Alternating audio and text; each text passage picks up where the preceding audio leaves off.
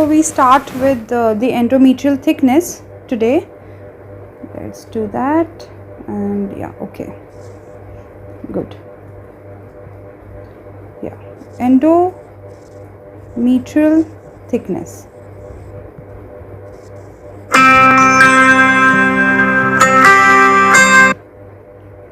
Now, endometrial thickness in premenopausal women, it starts around 4 mm up to 12 mm, and everything is normal because it is variable.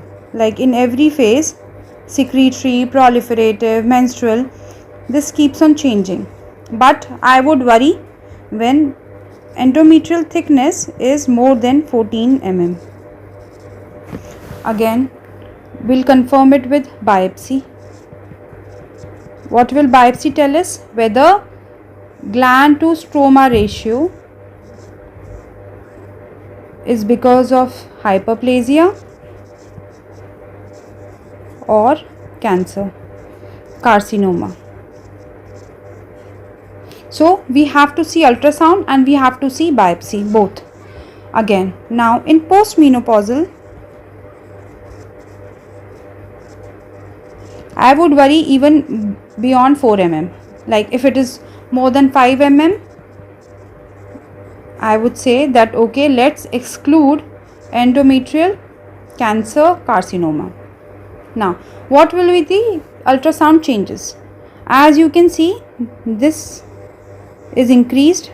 So if we measure this and comes around 14 mm and patient is bleeding, patient is having intermittent bleeding, non-stop bleeding, then 14 mm is to be considered for biopsy, because biopsy will exclude cancer, whether the bleeding or endometrial thickness is just hormonal or is it because of the cancer.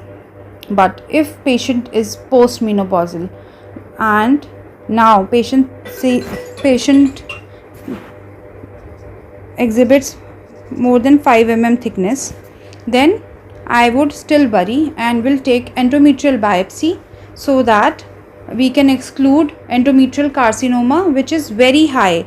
The incidence is very high in postmenopausal women in comparison to premenopausal women, where endometrial thickness can be hormonal in nature. Now if you see color Doppler changes, this whole area, let me change it, this whole area shows lot of haphazard color, like vessels are going here and there. There is no particular nice flow. So I will highly suspect this area for endometrial cancer, especially if the woman is postmenopausal. And the answer, the confirmation will be through endometrial biopsy.